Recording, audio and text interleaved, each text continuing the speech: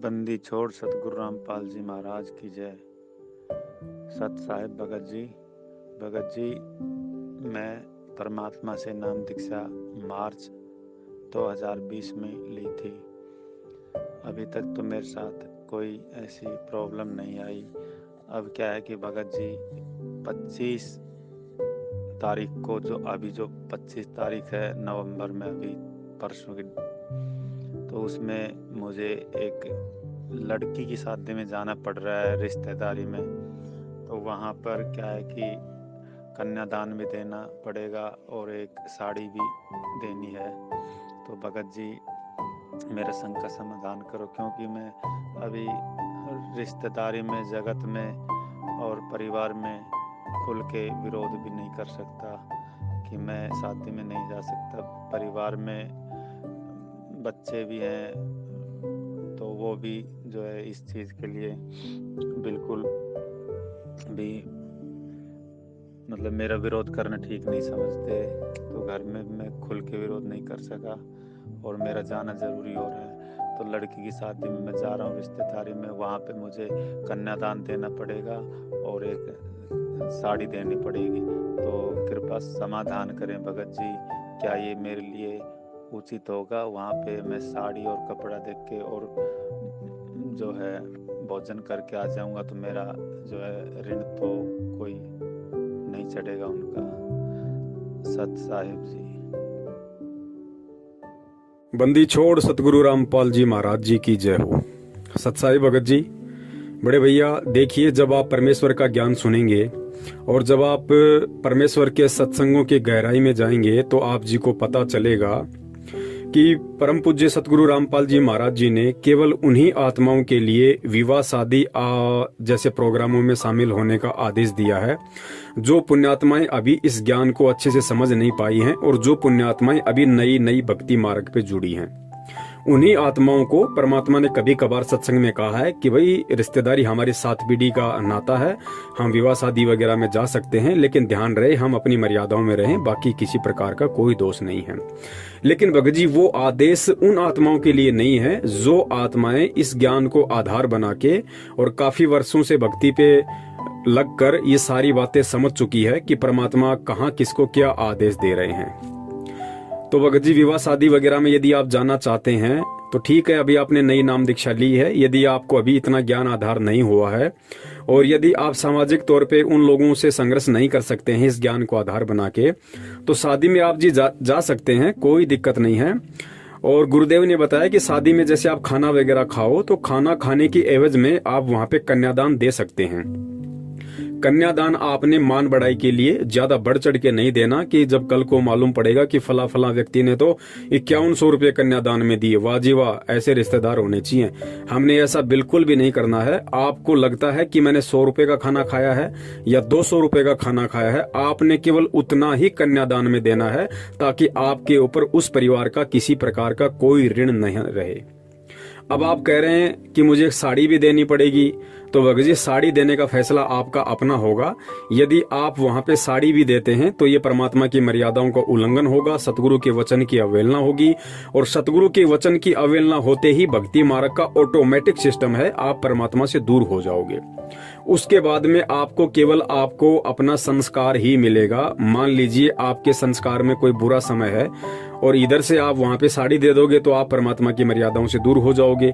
मर्यादाओं के दूर होते ही काल तो बिल्कुल तैयार बैठा है झपट्टा मारने के लिए।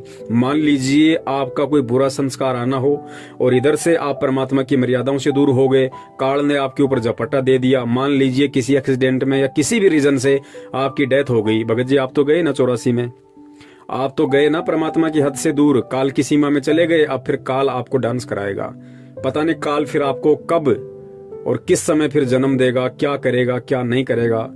तो भगत जी क्यों ऐसा पंगा मोल लेते हो? अरे हम सतलोक क्या खाक जाएंगे जब हम इन छोटी छोटी बातों से हम घर वालों का, परिवार वालों का, आड़ोसी पाड़ोसियों का, समाज वालों का संघर्ष तक करने के लिए तैयार नहीं है तो सतलोक क्या हम खाक जाएंगे? सतलोक के लिए तो परमात्मा कहते हैं तुम्हें इतना दृढ़ बनना पड़ेगा कि जब तुम काल के सामने जाके खड़े हो जाओगे तो काल भी तुम्हारे को देख के गर्दन नीची कर लेगा। यानी परमात्मा भगत को काल से भी ज्यादा पावरफुल बनाएंगे इस भक्ति की शक्ति से।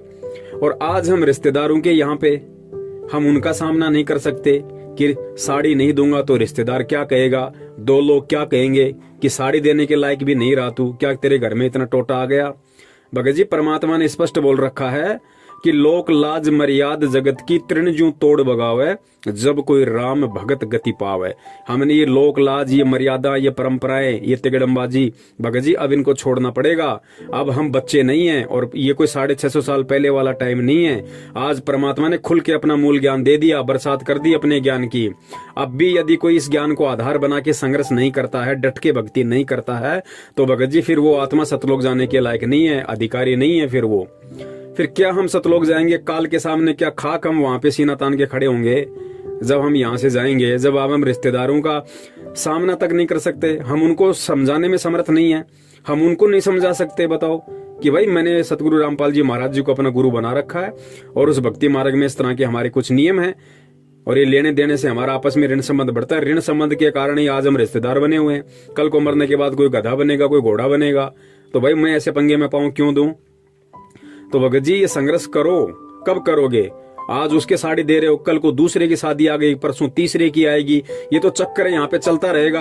ये काल की चक्की भगत जी हमेशा चलती रहेगी। कब तक आप लोग पिसते रहोगे? तो संघर्ष करना पड़ेगा, चाहे आज कर लो चाहे कल कर लो। आप साड़ी क्या, चाहे भगत जी वहां पे गाड़ी दो। आप परमात्मा आपको मना थोड़ी कर रहे हैं कि आप साड़ी मत दो। आप चाहे वहां पे हेलीकॉप्टर दो, लेकिन कल को जब आपका बुरा संस्कार आएगा और परमात्मा की मर्यादाओं से आप दूर हो जाओगे, फिर आपके ऊपर जो बीतेगी, फिर भगत जी परमात्मा को मत कहना, फिर मालिक से अरदास मत करना फिर, क्योंकि परमात्मा ने तो पहले ही आपको चेता दिया। आपके माध्यम से दास का मतलब है परमात्मा ने पूरी संगत को चेता रखा है कि आपने किस तरीके से करना है, किस तरीके से नहीं करना है। इस भक्ति मार्ग में आने के बाद, उसके बाद भी यदि कोई अपनी चलाता है, अपनी मनमानी करता है इस भक्ति मार्ग में, भगत जी फिर परमात्मा दोषी नहीं है। फिर उसमें फिर जैसा उसका संस्कार है फिर जीव को मिलेगा। दुख है तो फिर दुख ही भोगने पड़ेंगे। इस चीज को पहले नोट कर लेना भगत जी।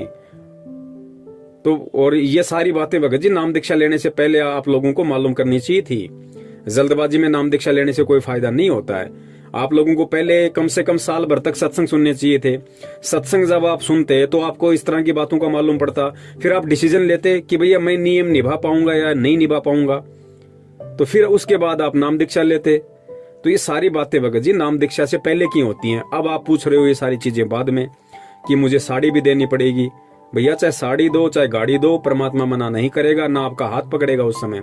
लेकिन जब परमात्मा के शरण से दूर होने के कारण और जब आपका ऐसा कोई संस्कार आ गया और जब दुर्गतियां शुरू होंगी भगत जी, उस समय परमात्मा को मत कहना, उस समय फिर आपको अपना संस्कार ही मिलेगा। तो ये सारी बातें आप लोगों को पहले सोचनी पड़ेंगी।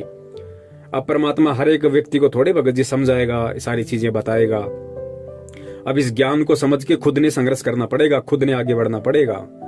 और जो इतना सा संघर्ष नहीं कर पा रहा भगत जी, सतलोक क्या खाक जाएंगे फिर हम बड़े भाई। ये विचार करने की बात है। परमात्मा तो यहाँ से सब कुछ छुड़वाने की तैयारी कर रहे हैं और हम ये थोड़ी सी लोकलाज को नहीं छोड़ पा रहे कि रिश्तेदार क्या कहेंगे, वहां पे जो और लोग आएंगे वो क्या कहेंगे। भगत जी सोचो, विचार करो। समय नहीं है परमात्मा के पास में भगत जी।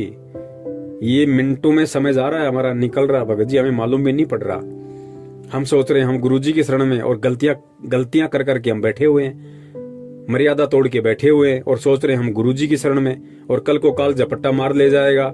आपको देख के या किसी ऐसे व्यक्ति को देख के उसके आड़ोसी पाड़ोसी और गुरु जी से नफरत करेंगे कि ये तो रामपाल जी का चेला था, फिर इसके साथ ऐसा क्यों हो गया। अब उनको थोड़े पता है कि रामपाल जी का चेला था या फिर ये काल का चेला था, ये कब का मर्यादा तोड़ के बैठा हुआ, उसमें रामपाल जी क्या करेंगे भाई। तो भगत जी सोचो, समझो, विचार करो। हिम्मत करनी पड़ेगी, चाहे आज कर लो चाहे कल कर लो।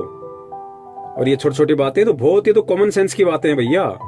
ये बातें तो आपको समझ में आ जानी चाहिए कि भाई ऋण संबंध के कारण ही तो हम यहाँ पे फंसे पड़े हैं।